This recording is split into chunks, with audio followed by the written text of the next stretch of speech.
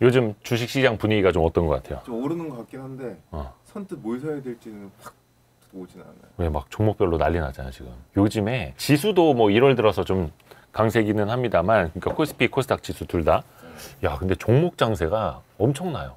굉장히 빠르게 돌아가고 있고, 막 테마주 계속 올라가고 있고, 어떻게 보면 이제 이걸 순환매라고도 표현을 하는데, 그래서 아마 많은 분들이 어지럽다, 뭘 사야 될지 모르겠다, 따라가면은 물릴 것 같고 안 사고 있으면 계속 오르고 그게 이제 다들 그렇게 똑같이 느끼는 걸 거야. 근데 그래서 막 급등하는 종목 조금 올라타서 소액을 사면은 계속 올라가고 그래서 비중을 실으면 그때 막 조정이 시작이 되고, 그 순환매를 정확히 다 따라가 다 먹는 사람은 없고, 미리 본인이 갖고 있던 걸 이제 차익 실현하는 현상으로도 받아들이기도 하고, 또 어떻게 보면은 그 안에서 이제 차기 주도주가 나올 수도 있는 거여서, 대표적인 로봇 관련주들은 거의 지금 반년 이상? 1년 가까이 계속 강세잖아요.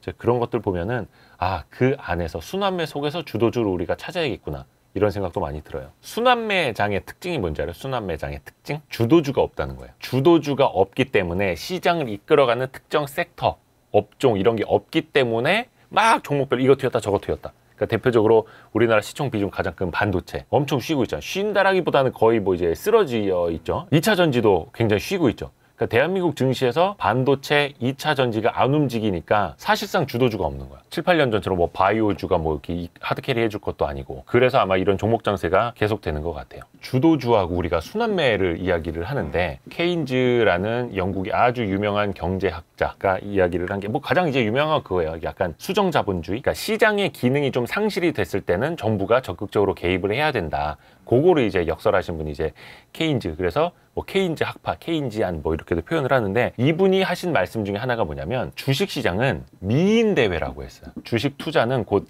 미인대회에 심사를 하는 것과 같다. 왜냐하면 그냥 내 눈에만 예쁜 사람이 아니라 대중에게 미인이라고 생각되는 사람, 그 사람을 선정을 하고 그 사람에게 점수를 주는 게 맞지, 내 눈에만 예뻐.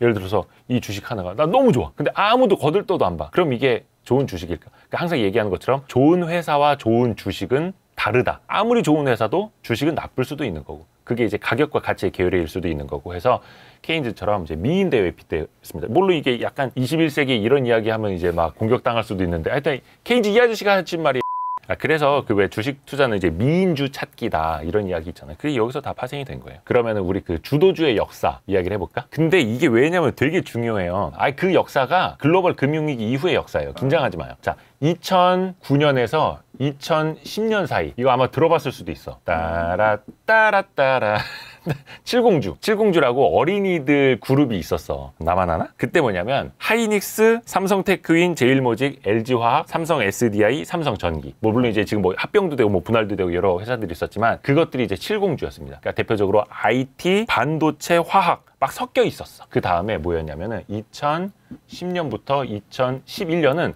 이 7공주가 압축이 됩니다. 바로 그 유명한 차화정, 자동차, 석유화학, 정유화학, 요 두 개 다 화학이에요. 석유화학, 정유화학은 좀 다르니까 이 7공주에서 압축이 됐던 거예요. 근데 이제 종목별로 보면은 현대차, 기아차, 현대모비스가 이때 미친 듯이 올랐습니다. LG화학, 롯데케미칼, OCI, S오일, SK이노베이션 같은 뭐 정유, 뭐 화학주들이 엄청나게 폭등을 했었고, 그 차트까지 보여줄까? 이게 이제 현대차 최근에 주봉입니다. 주봉 뭐 한 16만 원 안팎에서 거래가 되고 있죠.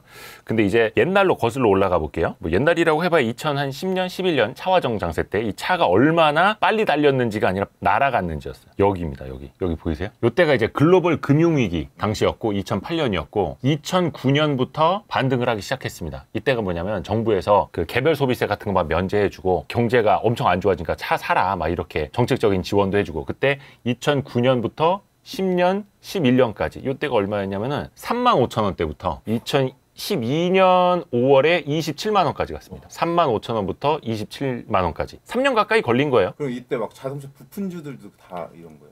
좋은 질문. 역시 현대모비스는 더 많이 올랐네. 최저가가 2008년 12월에 5만 원이었거든요. 5만 원에서 2011년 7월 거의 차화정 장세 꼭지에 41만 6천 원까지 올랐었습니다. 5만 원에서 41만 원까지 뿜었던 거죠. 요뿐만이 아니라 차화정, 정유자, 정유주 하면 제일 생각나는 거 뭐예요? S오일? 나는 S오일.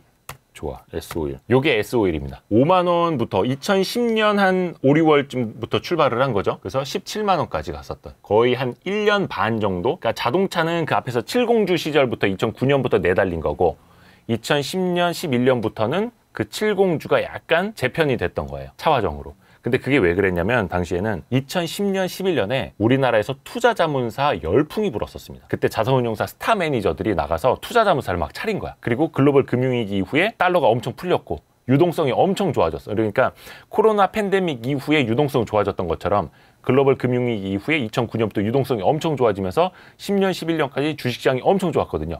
그때 스타 플레이어들이 나와서 자문사 차리면서 그쪽으로 돈이 막 들어온 거야. 자문사들. 근데 자문사는 어떻게 하냐면 고객들 계좌에 50개, 100개 이렇게 펀드처럼 종목을 운영해 줄 수가 없어. 많아야 20, 30개? 혹은 막 진짜 압축하는데 10개로 압축을 하니까 어떻게 돼? 사는 것만 사는 거예요. 왜냐면 이제 랩이라는 게 자기네 포트폴리오가 있으면은 홍길동 고객부터 이대호 고객까지 똑같이 계좌에 사서 넣어줘야 되는 거야.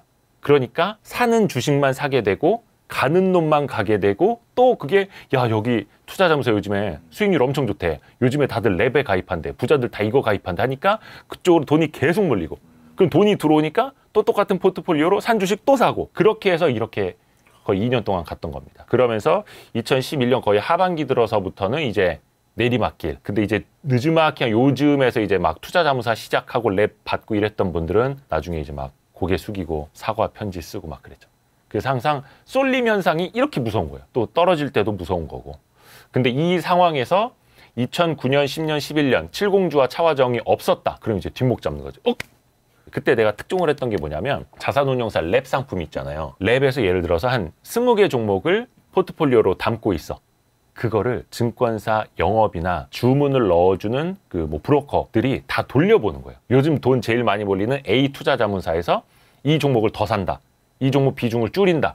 이거를 실시간으로 이렇게 엑셀 파일로 다 뽑아가지고 자기네들끼리 돌려보는 거야. 그래서 거의 랩 100기기, 투자자문사 포트폴리오 100기기 엄청 유행했어. 그러니까 자문사에 돈이 몰리는 것뿐만이 아니라 딴 사람들까지 그 포트폴리오 100기니까 계속 가는 거야. 계속. 그러니까 그거 없었던 사람들은 아, 저거 광풍인데? 아, 저거 비이성적인데? 그러고 있었던 거예요. 그래서 뭐가 옳다 그르다를 떠나서 하여튼 우리 자본시장의 주식시장의 그 가장 큰 쏠림의 역사가 저는 요 차화정 아니었나. 차화정 장세 이후에는 나만 주식이다. 왜 나는 가수다가 아니라 나만 가수다 이런 거 있잖아. 소향 이런 막. 개별 종목? 개별 종목. 그러니까 나만 주식이다 장세가 대표적으로 한 2015년부터 많이 시작이 됐어. 그때 가장 대표적이었던 게 뭐냐면 한미약품의 2015년 주봉입니다. 이거 다 주봉이에요. 일봉 아니고. 2015년 초에 7만 원이었던 주가가 2015년 11월에 71만 9천 원까지 갔었습니다. 1년도 안 됐지. 1년도 안 된 사이에. 근데 이때는 2015년은 역사적으로 그냥 한미약품을 갖고 있는 사람과 한미약품이 없는 사람이 극단적으로 나뉘었어. 한미약품으로 슈퍼개미가 됐고 이때 또 아마 많은 분들이 또 잃기도 했었어요. 이때 한미약품. 그래서 여러 이제 뭐 개발 뭐 상황 뭐 나중에 여기는 뭐라 해야 되나 뭐 미공개 정보 이용 뭐 이런 이슈도 있었고 그래서 2015년은 한미약품 나만 주식이다. 이런 장세였고 근데 2015년부터 시작됐던 이런 제약바이오 열풍이 쭉 이어졌습니다.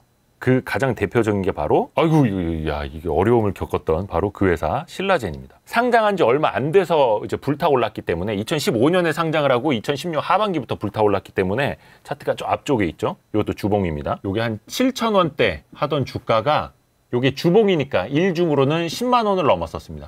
10만 5천 원. 이게 얼마나 광풍이었냐면 2017년 6월부터 시작을 해서 그해 11월이에요. 4, 5개월 사이에 7,000원짜리가 10만 5천 원까지 갔던 겁니다. 그러니까 광풍이 아니에요. 당연히 광풍이라고 볼 수 있겠죠. 그래서 2015년에 시작됐던 한미약품의 붐업부터 시작을 해서 제약바이오가 그러니까 이때는 뭐 항암제, 신약 이런 식으로 레토릭이 그렇게 갔죠. 시가총액이 8조 원을 넘었었습니다. 지금 시가총액은 6,700억. 자, 그리고 또 끝나지 않았습니다. 2016년, 17년 그때 소형주만 이렇게 올랐느냐 신라젠 같은 코스닥 종목만 올랐느냐 바로 삼성바이오로직스도 쌈바춤을 춘 거죠. 상장하자마자. 이게 2016년 말에 상장을 했는데 13만 원대에서 57만 원까지 올랐었고 이후에는 뭐 한 20년에도 쭉 올랐었습니다. 19년에는 좀 많이 떨어졌다가 26만 원에서 100만 원을 넘어섰던. 그래서 어떻게 보면 이제 쌈바는 좀 장기간 오르면서 조금 다른 거랑 좀 다르기는 한데 어찌됐든 간에 한미약품,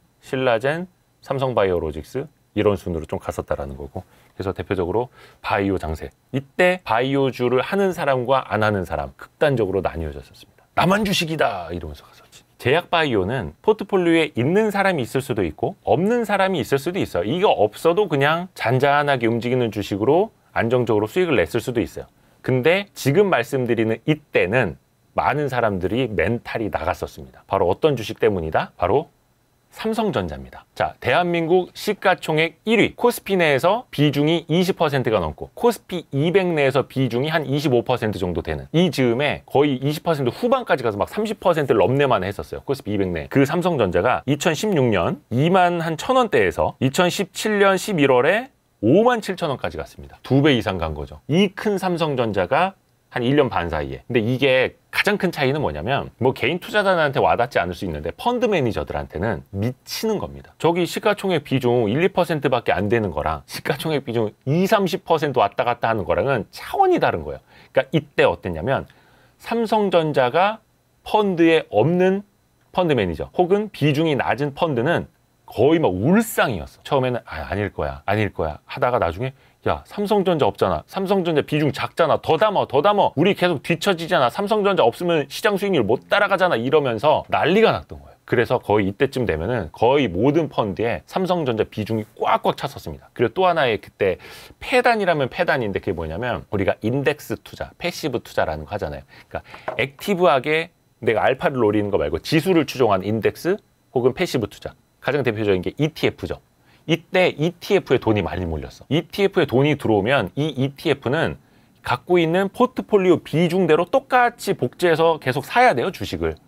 그럼 어때요? 이 펀드에 돈이 들어오면은 시총 비중 지금 25% 차지하는 삼성전자 또 사야지. 100만 원을 넣으면 그중에 한 25만 원어치는 최소한 삼성전자를 사는 거예요. 근데 사람들이 계속 ETF를 사네? 코스피 200 추종하는 ETF를 많이 사네? 그럼 어때? 삼성전자 또 들어오고 또 사고 또 들어오고 또 사고. 그러면서 이런 삼성전자의 2배 넘는 랠리가 펼쳐졌던 겁니다. 이때 그래서 삼성전자 있는 사람 없는 사람, ETF, 지수를 추종하는 사람 안 하는 사람이 극명히 갈렸어요. 이때 뭐였냐면 순환매 장세는 어떻게 일어난다? 주도주가 없을 때 순환매 장사 나온다 했잖아요. 반대로 생각을 해보세요. 주도주가 너무 확실해. 그게 대한민국 시총 1위의 삼성전자야. 그러면 순환매가 있겠어? 중소형 가치주 모르겠어? 그러니까 그거 다 이러고 있어. 왜 삼성전자만? 안 돼. 저건 광풍일 거야. 내 주식은 왜... 이렇게 됐던 거예요. 그러니까 이때는 삼성전자 없는 사람들이 정말 바보 취급당했습니다. 그때 있으셨어요? 이때 없었지. 한미약품도 없었어요. 신라젠도 없었어. 그때 이제 신라젠으로 7배인가 번 사람을 인터뷰하고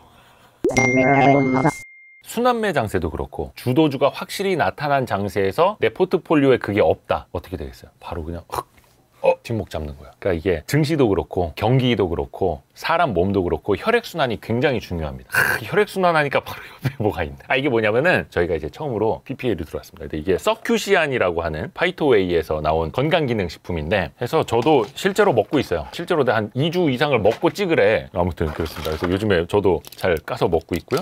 근데 이 서큐시안이 어떻게 만들어졌냐면 그 생명공학 전공한 딸이 혈액순환 때문에 고생하시는 그 아버지를 위해서 만든 약간 스토리가 있는 그런 약이더라고요. 그 네이버 쇼핑 보면은 콜레스테롤 개선 그 부분에서 지금 1등하고 있고 18만 5천 개 팔렸다고요. 그리고 누적 리뷰가 한 10,000개 정도 되는 인기 상품이라고 하는데 중요한 거는 성분이잖아요. 어떤 기능성을 갖고 있는지 건강 기능식품이니까 중요한 거는 비율이라고 합니다. 비율. 요게 보면 이제 가장 큰 게 요즘에 혈액순환하면 뭐 떠올라요? 콜레스테롤 그리고 중성지방 이런 거. 그래서 오메가3 이런 거 많이 먹잖아요. 오메가3를 먹는데 사람들이 콜레스테롤을 개선하기 위해서 오메가3를 먹는데 저도 그런 줄 알았거든요. 근데 오메가3는 식약처에서 인증받은 콜레스테롤을 개선해주는 기능성이 아니래요. 이 회사에서 그걸 설명해 주더라고. 오메가3 자체에는 콜레스테롤을 개선시키는 기능성이 없다는 거야. 그래서 이 오메가3를 괜히 잘못 먹으면은 나쁜 콜레스테롤이라고 하는 게 있거든요. LDL이라고 해서 그게 오히려 더 많이 생기는 부작용이 생길 수 있다는 거예요. 그래서 그 오메가3만의 어떤 한계를 보완하기 위해서 다른 거 이제 배합이 중요한데 그래서 이 회사가 넣은 게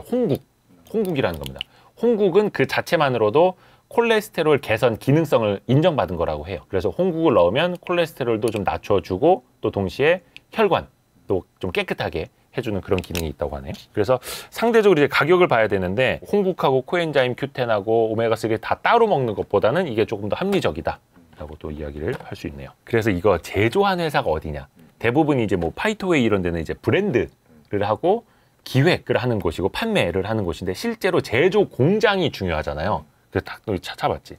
근데 노바렉스 2공장 아니 중요해. 왜냐면 우리 노바렉스 공장 우리는 탐방을 갔었잖아요. 그러니까 믿을 수 있는 기업에서 믿을 수 있는 생산 시설에서 제대로 제조가 됐는지도 봐야 되는데 또 나는 이게 내가 잘 아는 회사에서 만들어진 거여서 바로 그래? 그럼 이거 내가 PPL 받아도 되겠다. 약간 그 생각 들긴 했어요.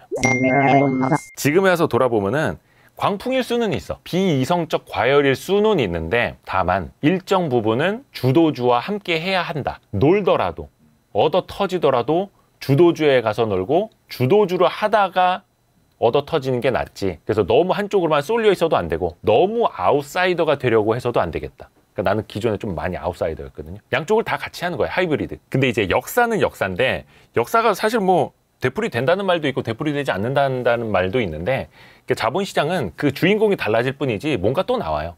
왜 2021년? 22년이구나. 그때는 뭐였어요? 그리고 2021년 물론 위메이드도 있었죠.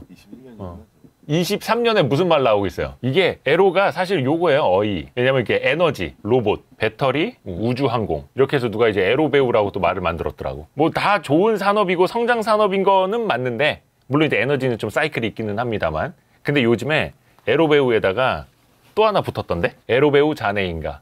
이게 뭐예요? 자율주행, 네옴시티, 인공지능, 가상현실. 이거 뭐 메타버스인데. 그래서 에로배우 자네인가. 아무튼 말들 참 잘 갖다 붙여. 물론 이제 이게 움직일 수도 있는 거고 뭐 아닐 수도 있는 거근데 뭐 아무튼 그렇습니다. 그래서 순환매는 뭐가 될지는 모르겠는데 중요한 건 그 순환매 안에서 주도주가 나오느냐. 이게 잠깐 끝나고 마는 반짝하는 테마이냐. 지속적으로 이게 현실화 될 수 있고 실적을 낼 수 있는 기업들이냐. 산업이냐를 봐야 되는 것 같아요. 물론 이제 그 버블은 산업을 만든다고 했잖아요. 그래서 2015년부터 시작됐던 제약바이오 버블이 시작이 되면서 좋은 인재들, 브레인들이 막 약대 이런 데 많이 가고 생명공학 열심히 공부하고 브레인들이 막 셀트리온, 삼성바이오로직스, 삼성전자 안 가고 바이오로직스 가고 막 그렇게 되면서 이 산업이 또 커질 수 있는 거거든요. 뭐 마찬가지로 자율주행 기술도 그렇고 메타버스 기술도 그렇고 인공지능도 특히 그렇고 그래서 그 산업의 변화를 좀 이제 눈여겨봐야 될 것 같아요. 자, 오늘 야식 잡설이 조금이라도 도움이 되셨다면 알림, 구독, 좋아요, 댓글, 다른 영상 보기 꼭 좀 부탁드립니다.